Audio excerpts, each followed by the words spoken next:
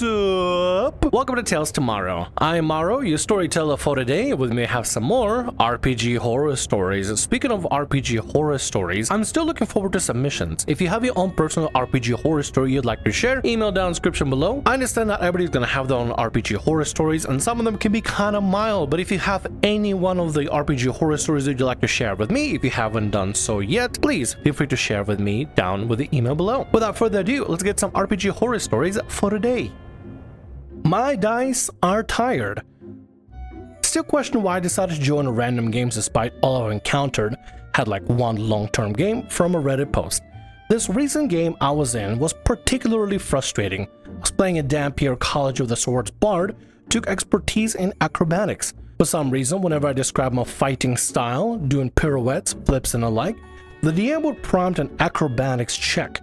He usually set the DC incredibly high and would always cause my character to trip and fall and would make jokes at my character's expense. I eventually gave up and would only make a very generic statement about my attacks, which prompted the DM to get unreasonably angry, claiming that I was being too sensitive and I was ruining the vibe.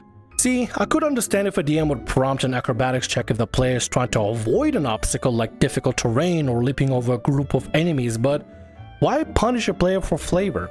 It just encourages a lack of showmanship and creativity. Plus, too many dice rolls can ruin a game for me. Safe to say, I left after the second session. Tried to stick it out since some of the players were cool, but yeah, no. If you have to roll for dice just to add a flavor to your attacks, then why bother? Imagine if you want to flavor up how your Eldritch Blast looks, right? It's not just a blast from the hand like in Baldur's Gate. Maybe it's like a bolt of force of some kind that you just launch from your fist as you punch the air. Do you have to roll athletics every single time to see if you can do it? And then Arcana on top of it to see if you can concentrate on the magic? Do you also have to roll Constitution to remember to breathe while casting it? Do you have to roll a Dexterity check to make sure you don't trip on a pebble? Do you have to roll a Wisdom check to make sure you haven't gone brain dead yet? Do you have to roll a Strength check to make sure you can blink as well? Have you rolled your Intelligence to make sure that you're thinking of the spell that you're casting at and not just thinking of casting at your friendlies and stuff, or maybe got distracted by something? Do you have to roll a Charisma save in order to make sure that you make a epic strong pose, because otherwise you just look real lame and you still do the spell but you look real lame to everybody else?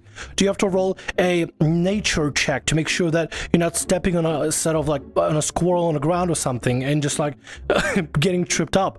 Maybe a survival check to make sure that you can actually step on proper ground instead of just slipping up in the air of some kind. Maybe a medicine check to make sure you can, I don't know, avoid suffocating as you mid-cast spell. Do you have to roll all this stuff in order to do it?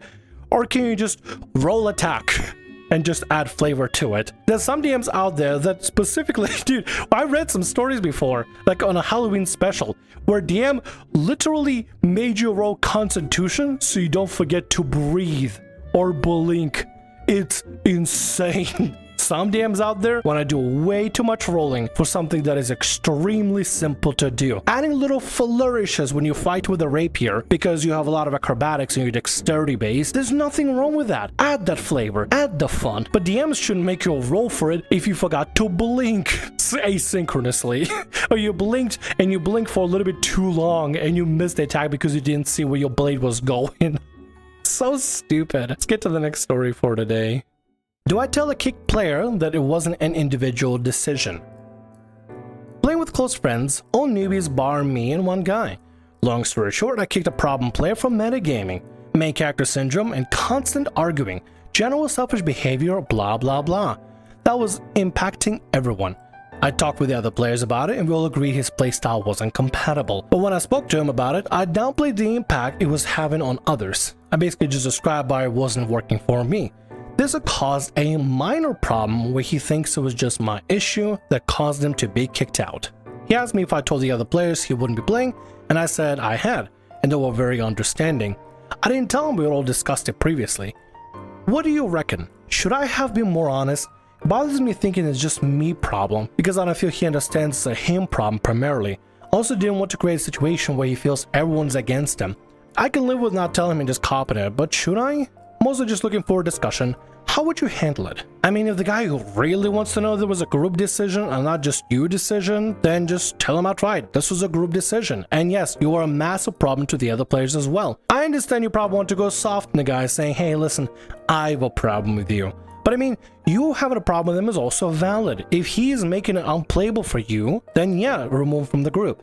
If he's making it unplayable for you and everybody else, definitely remove him from the group. Either way, I don't think it's really gonna matter. But if he really wants to know, if he really wants to be convinced why he was removed, you can just be honest with them. Don't make it about yourself or the other players, because it's not about y'all. It's about their behavior, the problem player's behavior. Because at the end of the day, it's not just, y'all just ganging up on somebody who is doing something wrong. He's being a massive disruption, and y'all agree to remove the massive disruption for the betterment of the game itself.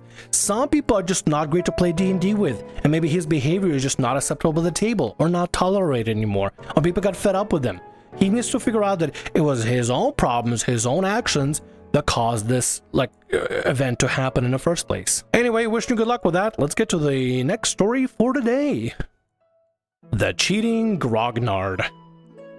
This is the first horror story that I've ever written, and I'll do my best to keep it short and sweet. Spoiler, they kept it long, but maybe it's pretty sweet. We'll see. My long-running group was a year into the sandbox campaign when one of the 6 players left. So I sought to replace the missing player, posting a looking for ad on local pages. Within a day, a man we'll call Ted contacted me with interest in joining. Ted boasted that having started with AD&D and was a GM in 5e campaign currently.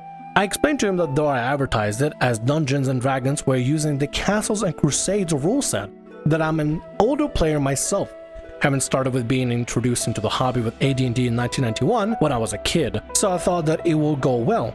I was so wrong. What is Castles and Crusades? I'm kind of interested. Anyway, continuing with the story. For those who don't know, Castles and Crusades is a very stripped down 3E with an AD&D feel. Ted was good with it, and we met up on off night to make him a character. The entire time he complained about how much he doesn't like 5e and misses the older style of playing, which I explained that he would likely enjoy C&C if that were the case. The first session wasn't too bad with Ted. He got into character quickly and worked to be a member of the group, but he made an offhand comment at the end about it, how I lied that we were playing D&D, but when he showed up I surprised him with C&C instead. Even though he and I went over everything before he showed up at my house to make a character. There was a small alarm bell in my head, but I let it slide. Or maybe the guy just doesn't listen, or maybe he assumed one thing over the other. I'm not fully sure. I think it's kind of weird. If you specifically specify that you're playing Castles and Crusades, then I guess it's just on Ted for completely misunderstanding everything. Session number 2 with Ted. He once again joined the game in character and was doing a good job, but he began his first habit of complaining again. This time he complained that C&C wasn't 5e and had some different rules. Remember the same 5e that he complained about and hated. He also made an insulting comment if you play in Theater of the Mind and don't use minis. Again, even though this was fully explained to him before he even came over, and I use a large whiteboard to draw out the map as the PC see it so everyone knows what we are working with. This is also the session where more warning signs came up. He began to make offhand comments about how he would cheat on his spell slot usage and expendable supplies, and I would never know.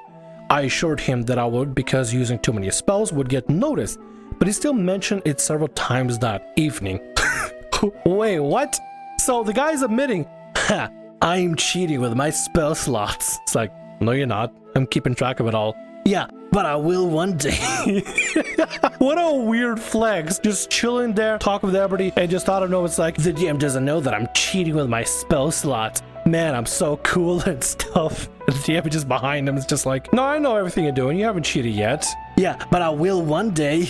It's so weird, dude. This guy's an oddball. Third and final session with Ted. The following week he came and spent a large portion of the night complaining how C&C wasn't like 5e.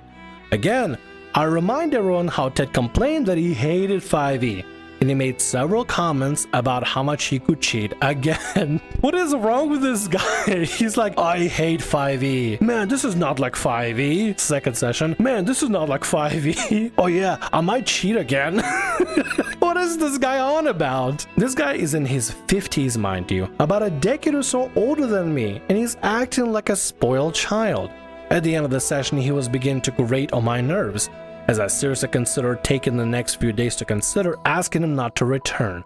After we calculated experience points for the evening, Ted declared that he had leveled up. I asked him how, because he should not have been close enough base to a starting XP that he had begun with. He assured me that he had, handed me a sheet, then told me Don't mess with my sheet. He then began to leave when I looked at his XP amount at the top. He had given himself 17,000 more XP than he should have. I told him to his face that it was wrong, but he insisted it wasn't.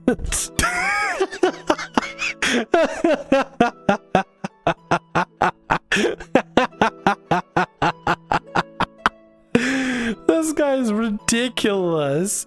So he cheats by actually physically cheating.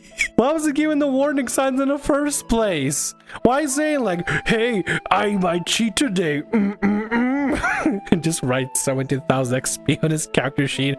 Don't mess with my sheet. I'm in the middle of cheating. You have 17,000 more experience out of nowhere. Where'd you get it from?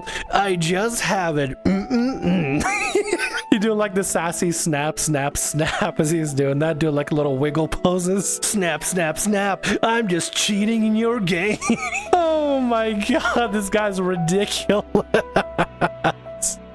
A 50-year-old guy cheating in D&D-esque Castles and Crusades. Good lord. As a GM, I don't track each player's XP, but track the session XP each group's campaign book, marked by the session number and the amount. I added up what Ted started with and the 3 session amount and saw he had given himself far more XP than he should have, jumping up from level 5 to 6. I told him that I was changing the number to be correct, and the next day he messaged the group and stated that he was leaving. I'm not going to complain because it's all he ever did, on top of cheating or talking about how he could cheat, as I was about to speak with him anyway to tell him that it's not working. It's amazing that a 50-something-year-old acted like a spoiled 10-year-old kid. Nah, not really. Something you kind of learn along the way is that some dudes just grow up to be man-children. Anyway, at least the guy removed himself from the situation. Y'all can continue playing without having somebody that's gonna be cheating. It's so stupid. The guy just red flagging himself. Guys, I might cheat today. Somebody that's cheating is trying not to get caught. So if you're announcing that you're cheating, you're not doing a great job. And with that, that's gonna be all our stories for today. I want to thank you very much for watching, and thanks so much for being here. If you like what I do, consider subscribing to the channel and leaving a like. Also, if the RPG Horror Stories ever goes down, or if you want to submit your own personalized horror story, email is down in the description below. I'll see you again in more Tales Tomorrow. Bye-bye.